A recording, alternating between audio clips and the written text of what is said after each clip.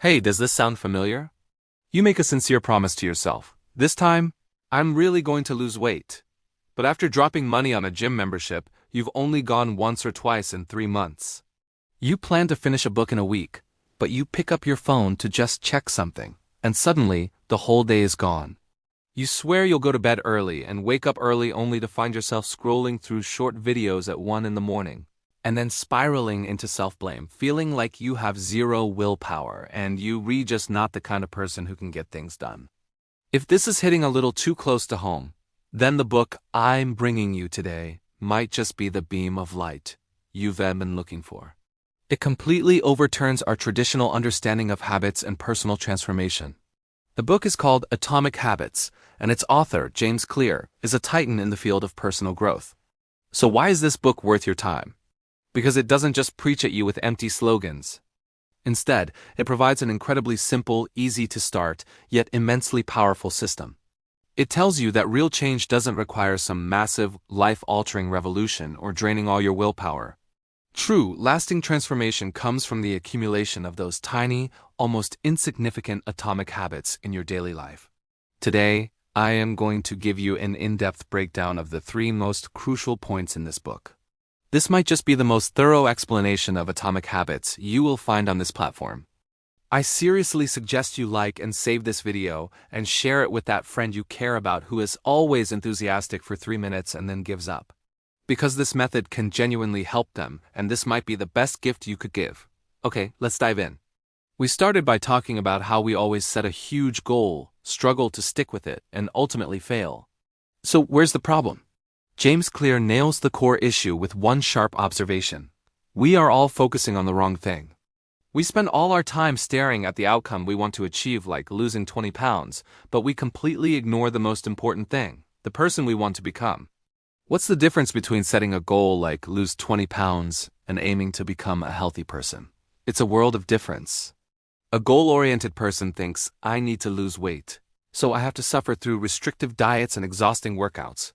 This entire process is filled with feelings of deprivation and pain. The moment the goal is met, or even just temporarily achieved, they're highly likely to rebound. Why? Because deep down, they don't truly identify as a healthy person. They're just someone who is on a diet for a little while. But a systems-oriented person focuses on their identity. They ask themselves, what would a healthy person do? A healthy person would choose balanced, nutritious food, not a fast food burger for every single meal. A healthy person enjoys the energy that exercise brings, instead of just collapsing onto the couch the second they get home from work. Every single choice they make isn't for some far-off target. It's an action to prove to themselves, see? I am this kind of person. I am a healthy person. The author, James Clear, shares his own incredible story. In college, he suffered a severe baseball injury that was nearly fatal. After he recovered, he had to start his training all over again from square one. He didn't set some grand goal like, I must become a star player. Instead, he focused on becoming the kind of person who never missed a practice. Every day he asked himself, did I train today? If the answer was yes, he knew he had fulfilled his identity for that day. It was this constant repetition of tiny identity affirmations that not only got him back on the field, but ultimately led to him being selected as an All-American athlete. This is the first core concept of atomic habits. The ultimate form of change isn't about doing something different. It's about becoming someone different. Every action you take is a vote for the person you want to become. Maybe 1 or 2 votes won't change the final outcome, but the accumulation of hundreds, even thousands of these votes will completely reshape your self-image. So, from now on, stop asking yourself, what do I want? And start asking, who do I want to become? Then, use countless tiny habits to provide the evidence for that new identity. Now that we've covered the fundamental logic of change, we need to understand exactly how habits are formed. Why are good habits so incredibly hard to build, while bad habits seem to stick to us like glue? Behind this, there's a perfect scientific model. Why is it so easy to scroll through social media, but so hard to read a book? Why is grabbing a bag of chips so natural, while forcing yourself to go to the gym feels like an epic struggle? Part of the reason is that bad habits often offer instant gratification, while good habits usually involve delayed gratification. But the deeper reason is that every single habit, good or bad, follows a 4-step feedback loop in its formation and execution. James Clear calls this the habit loop. The first step is the cue. This is the signal that triggers your brain to initiate a certain behavior. It could be your phone buzzing, prompting you to check a text. It could be the sight of your couch, cueing you to sit down. Or seeing a bag of snacks on the coffee table, cueing you to grab one. The second step is the craving. This is the internal desire or feeling that the habit promises to deliver. You don't crave the snack itself. You crave the feeling of relaxation and the delicious taste that comes with eating it. It's the motivation behind the habit. The third step is the response.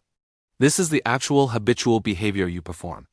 Picking up your phone to scroll, opening that bag of chips to eat. This is the action itself.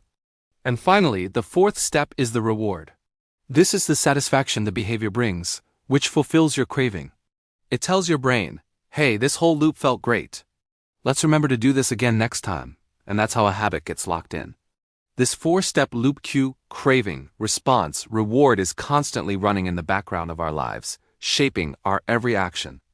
Understanding this loop is the key to taking control. Because if we can learn to manipulate these 4 steps, we can deconstruct our bad habits and systematically build good ones. So how do we do that? Clear gives us a brilliant and practical framework called the 4 laws of behavior change. Each law corresponds to one step of the habit loop, and each has an inverse for breaking bad habits. Let's start with law number 1. Make it obvious. This targets the cue. To build a good habit, you need to make the cues for it as visible and obvious as possible. Want to read more? Don't hide your book on a shelf. Leave it on your pillow. Want to drink more water? Don't just hope you'll remember. Place a water bottle on your desk, in your car, and by your bed. Conversely, to break a bad habit, you apply the inverse. Make it invisible. If you're trying to eat healthier, get the junk food out of your house. If you can't see it, you're much less likely to crave it. If you waste too much time on your phone, move your social media apps off your home screen and into a folder, making that cue less immediate. Law number 2 is, make it attractive. This addresses the craving. We are more likely to do something if we find it appealing. How can you make a difficult habit more attractive? One powerful technique is temptation bundling. This means pairing an action you want to do with an action you need to do. For example, you only allow yourself to listen to your favorite podcast while you're exercising. Or you only get to watch your favorite Netflix show while you're folding laundry. The inverse for breaking bad habits is, make it unattractive. Reframe your mindset. Instead of thinking, I'm quitting smoking, think, I am becoming a non-smoker, someone who values their health and wants to be there for their family for years to come. Focus on the negative consequences of the bad habit and the benefits of avoiding it. Next, we have law number 3. Make it easy. This is for the response. The easier a habit is to perform, the more likely you are to do it. This is where the famous 2-minute rule comes in. Scale down any new habit so that it can be done in less than 2 minutes. Read a book becomes read 1 page. Go to the gym becomes put on my workout clothes. The goal here isn't to achieve a result. It's to master the art of showing up. It's about making the start of the habit so simple that you can't say no. On the flip side, to break a bad habit, you need to make it difficult. Add friction. Want to watch less TV? Unplug it after each use and put the remote in another room. Want to stop checking your phone first thing in the morning? Leave it to charge overnight in the kitchen instead of on your nightstand. Finally, law number 4 is, make it satisfying. This targets the reward. A habit needs to feel good for your brain to want to repeat it. Since good habits often have delayed rewards, we need to create an immediate sense of satisfaction. One great way to do this is with a habit tracker. Every time you complete your habit, put a big X on a calendar. That little visual proof of your progress is surprisingly satisfying. It creates a small, immediate reward that keeps you motivated. The inverse for breaking a bad habit is, make it unsatisfying.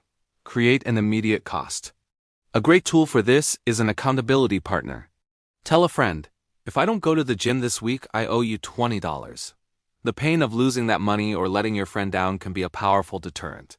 So there you have it, the 3 core pillars of atomic habits. First, focus on who you want to become, not just what you want to achieve. Let your identity drive your actions. Second, understand the 4-step habit loop: cue, craving, response, reward. And third, use the 4 laws of behavior change to hack this loop. Make it obvious, make it attractive, make it easy, and make it satisfying. Real change is not about one giant leap. It's about taking one small step, and then another, and another. It's about the power of 1% improvements compounding over time. Start today. Don't wait for the perfect moment. Pick one tiny habit. Use these laws. And prove to yourself that you are the kind of person who can achieve amazing things. Thank you so much for watching. If this video helped you, please give it a thumbs up and don't forget to subscribe for more deep dives into life-changing ideas. See you in the next one.